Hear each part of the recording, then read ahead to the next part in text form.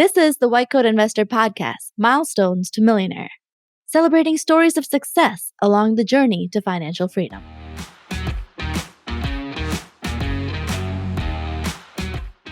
This is Milestones to Millionaire podcast number 82, Gynecologist Gets Back to Broke.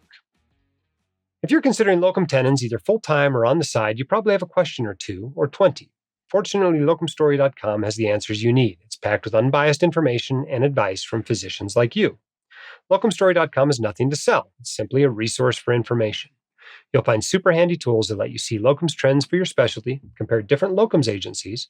There's even a quiz to help you decide if locums is right for you.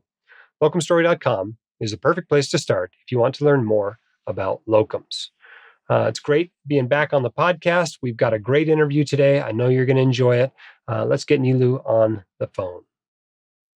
Our guest today is Nilou. Welcome to the Milestones to Millionaire podcast.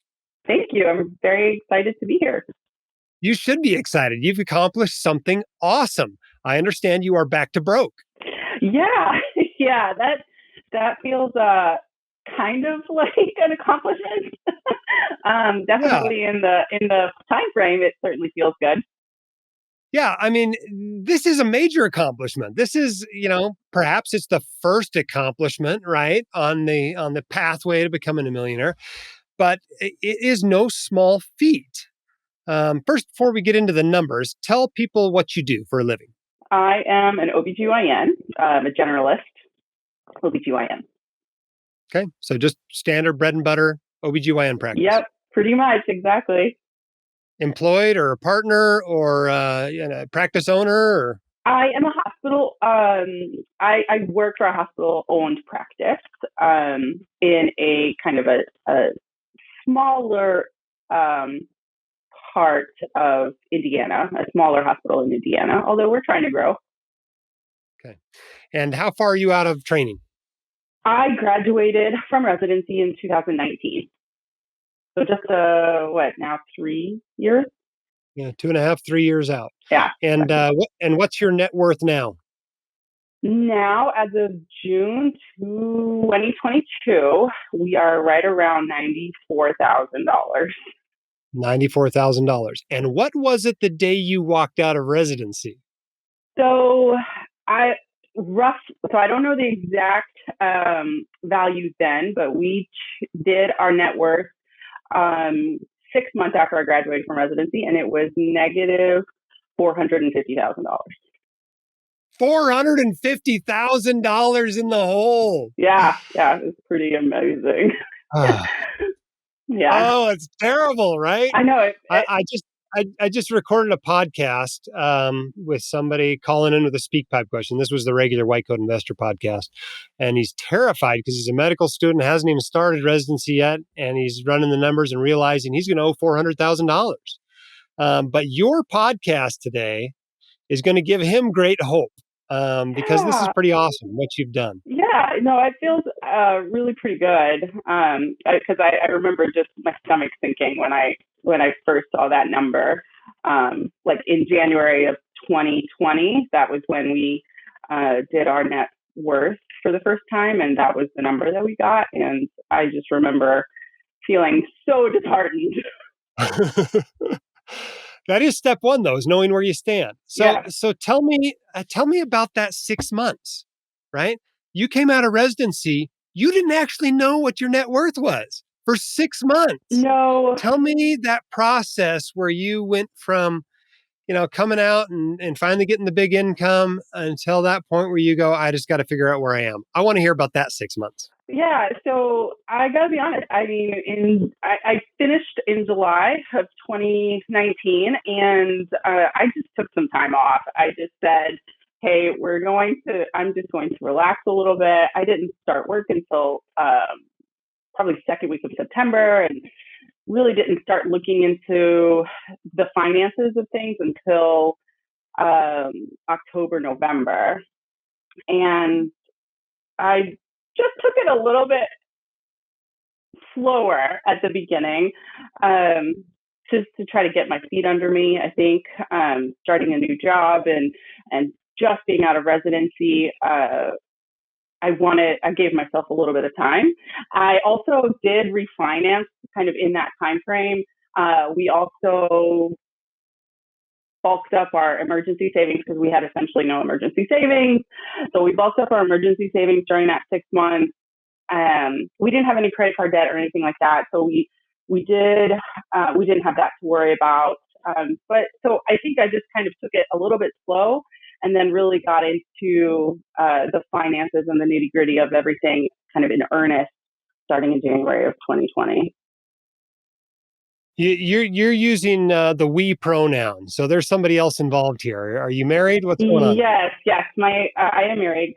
My husband is also in medicine. He was a resident at the time, and he just finished his fellowship this year. So he definitely, I say we, and I say that loosely because he was not very involved in figuring any of this out, to be honest, at the beginning, because he was in the thick of it in residency. And he's starting to kind of get into it now with me, now that he's finished his fellowship.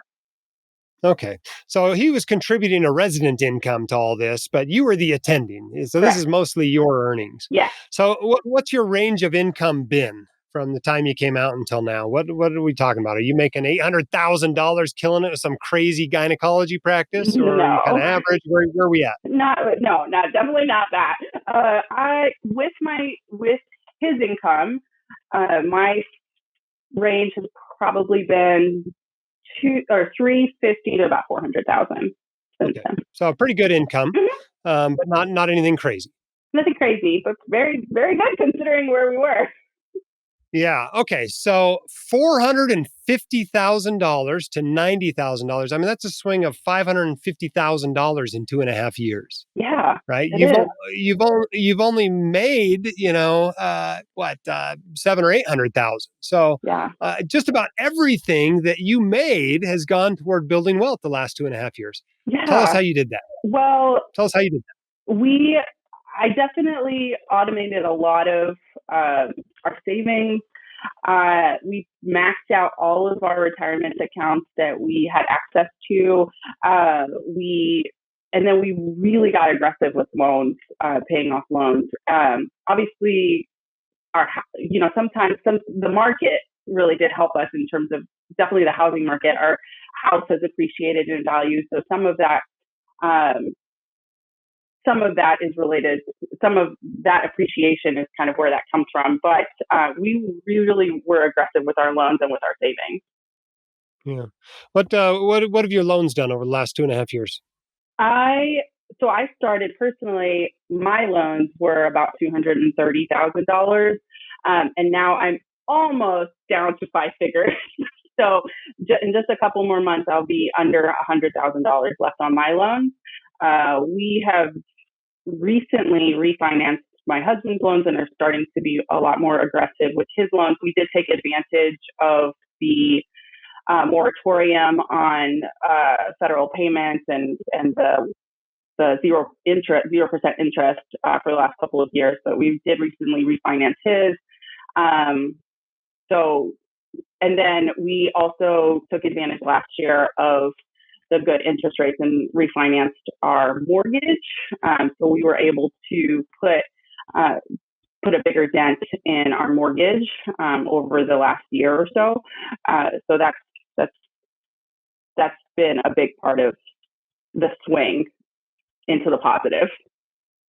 So a balanced approach. Some of it's appreciation of the home, some of it's paying down debt, some of it's maxing out retirement accounts. You've kind of taken a three-prong approach there. I think so. How much money are you actually spending, do you think? Well, I had this very ambitious goal of very much living like a resident and being super, super frugal, and that really didn't pan out. I mean, we have definitely, spent more than we used to. We saved up for a trip to Spain just a couple of months ago, for example. So we're definitely not living exactly like a resident, but we track our spending fairly closely, and we try to live more frugally, or as frugally as possible, with some of the fun stuff kind of built in. So yeah, I mean, we definitely are spending more than we did as residents, but not by a lot. What do you think you're spending? 100,000, 125,000, something like that? Uh, to be honest, I don't actually track it that closely, but I would say probably about 100,000. Yeah. Okay. And what would you say to somebody else?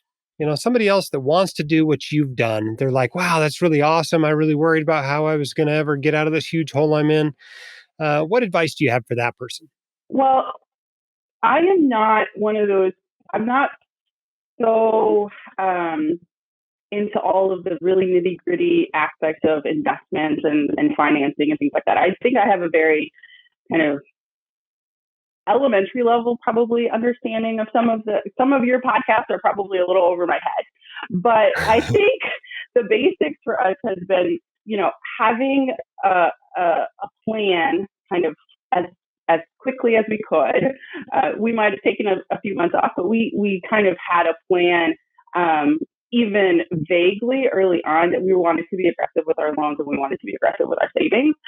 We automated as much as we could, in terms of, everything kind of going immediately into the savings, into our retirement accounts, even our Roth IRAs or our IRAs or backdoor Roths and all of that kind of stuff. That's all automated for us. So we don't have to think about putting that money away ourselves. It just happens. And then automating all of our loans and all of our, all of our loan payments.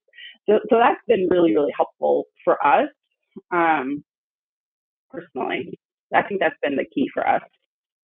What would you say to somebody that knows they need to sit down and do what you did in January 2020 to figure out where they are, to actually calculate their net worth? That's really funny because I actually had a friend just ask me this question. What did you do? I need to really sit down and do this. And I recommended your book, firstly, and then your podcast. That's just me. And then I said, you need to write, you have to have goals and you have to write things down. You have to have a sense of, when do you want to pay off your loans by? When do you want to be able to retire by? And start by writing down, even if it's general goals, writing it down and giving yourself something concrete to look at, and then creating the steps and the path that's going to get you there. So what's your next goal? What's the next financial goal you think you'll accomplish? Well, I'm really hoping to have at least my loans paid off by the end of, in about 12 months.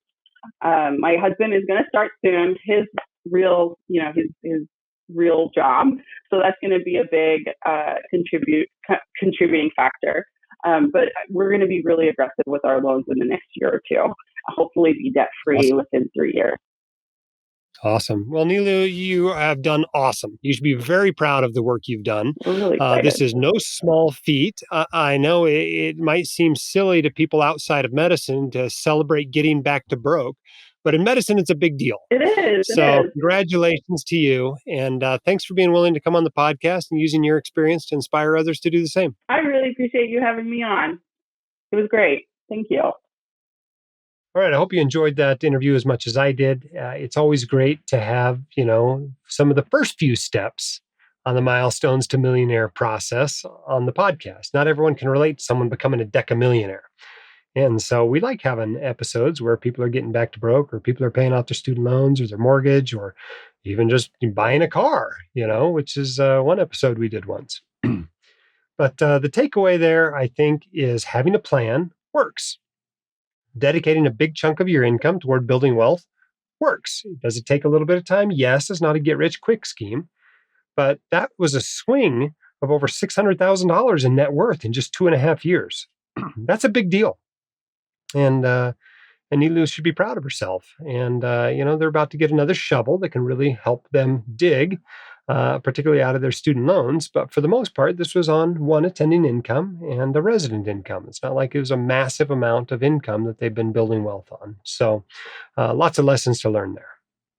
If you're considering locum tenens, either full-time or on the side, you probably have a question or two, or 20. Fortunately, locumstory.com has the answers you need. It's packed with unbiased information and advice from physicians like you. Locumstory.com is nothing to sell. It's simply a resource for information.